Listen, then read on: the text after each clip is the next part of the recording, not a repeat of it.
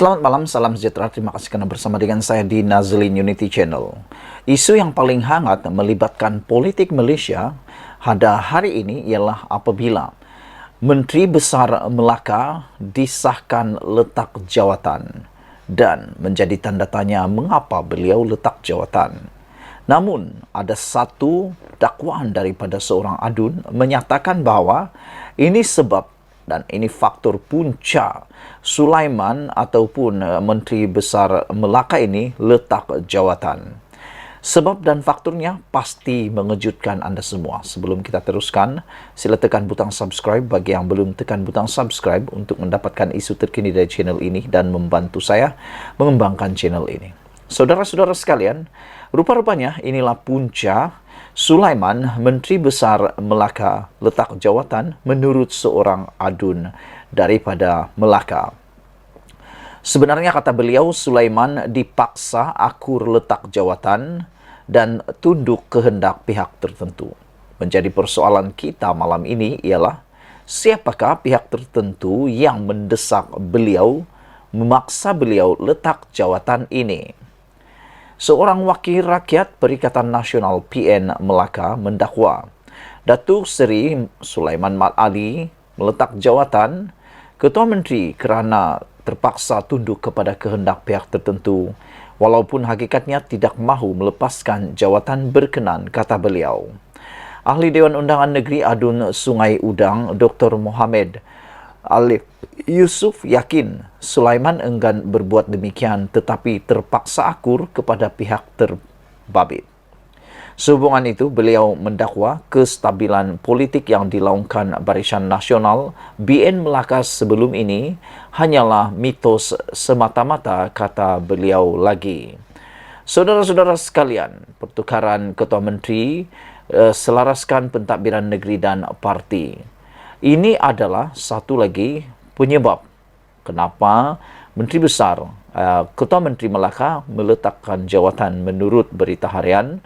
Pertukaran Ketua Menteri selaraskan pentadbiran negeri dan parti.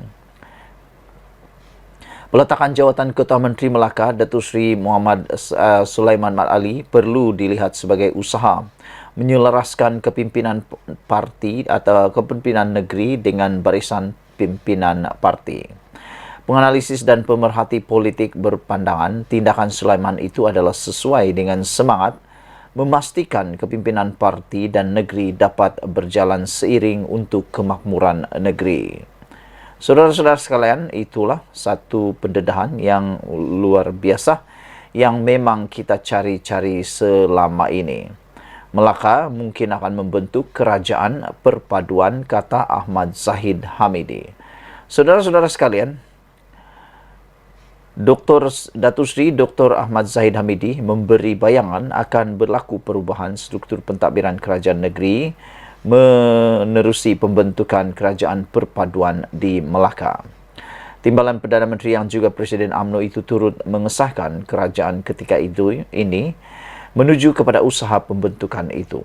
InsyaAllah di Melaka belum terbentuk kerajaan perpaduan, tapi kita akan ke arah itu, kata Zahid Hamidi ketika berucap pada Majlis Santunan Kasih Ramadan peringkat negeri di Masjid Jamik Ar-Rahman, Kampung Pulai, Serkam di sini petang tadi.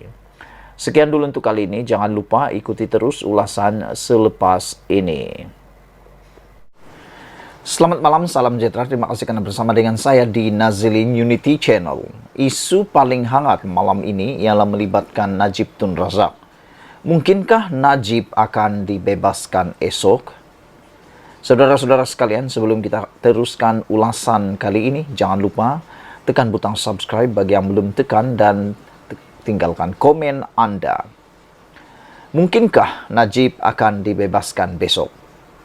Mahkamah Persekutuan akan memutuskan mengenai permohonan Najib Abdul Razak untuk menyemak sabitan dan hukuman bekas Perdana Menteri itu dalam kes rasuah SRC Internasional bernilai RM42 juta esok. Keputusan 5 hakim Mahkamah Persekutuan yang dipengerusikan oleh Hakim Besar Sabah dan Sarawak Abdul Rahman Sebli yang akan diserahkan esok boleh menyebabkan Najib juga bekas Menteri Keuangan dibebaskan sepenuhnya daripada 7 pertuduhan salah guna kuasa, jenayah, pecah amanah dan penggubahan wang haram. Sekiranya mahkamah tidak menolak permohonan semakan, ia juga boleh memerintahkan perbicaraan semula kes Najib di hadapan Hakim Mahkamah Tinggi yang baru selain Muhammad Nazlan Muhammad Ghazali atau untuk pendengaran semula rayuannya di hadapan Hakim Mahkamah Persekutuan yang baru yang tidak diketuai oleh Ketua Hakim Negara Tengku Maimun Tuan Mat. Panel lain dalam permohonan semakan itu ialah Hakim Mahkamah Persekutuan Vernon Ong Lam Kiat, Rodziara Bujang dan Nordin Hasan, serta Hakim Mahkamah Rayuan Abu Bakar Jais. Mahkamah Persekutuan telah mendengar permohonan semakan itu dalam tempoh 6 hari yang bermula pada 19 Januari, diteruskan hingga 20 hingga 22 Februari dan berakhir pada 28 Februari yang lepas. Pada 23 Ogos tahun lepas, panel Mahkamah Persekutuan berasingan yang dipengerusikan Tengku Maimun menolak rayuan Najib untuk mengenepikan keputusan bersalahnya serta hukuman penjara 12 tahun dan denda Rm210 juta dalam kes rasuah itu.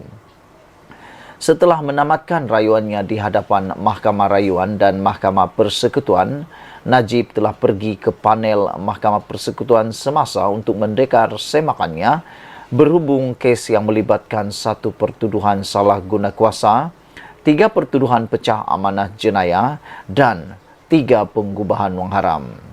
Najib yang kini dipenjara di penjara Kajang juga memfailkan petisyen untuk pengampunan diraja serta petisyen di hadapan Pertubuhan Bangsa-Bangsa Bersatu berhubung dakwaan penahanan sewenang-wenangnya.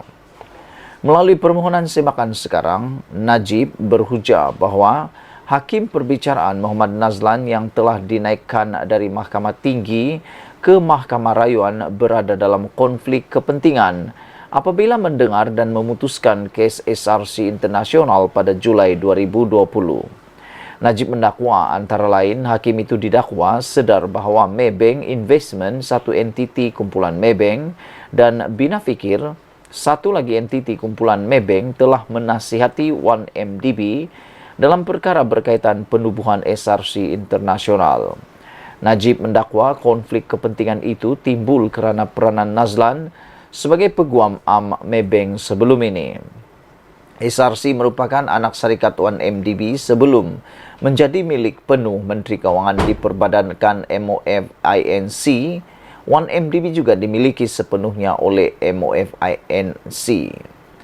Permohonan semakan Najib juga menyasarkan 3 keputusan lain panel sebelumnya, iaitu keputusan yang menolak permohonannya untuk mengemukakan bukti tambahan untuk mengukuhkan dakwaannya terhadap Nazlan, keputusan menolak permohonan untuk menangguhkan pendengaran rayuan supaya peguamnya mempunyai lebih banyak masa untuk menyediakan rayuan, dan keputusan menolak permohonannya untuk menyingkirkan Tengku Maimun dari panel hakim atas dakwaan konflik kepentingan.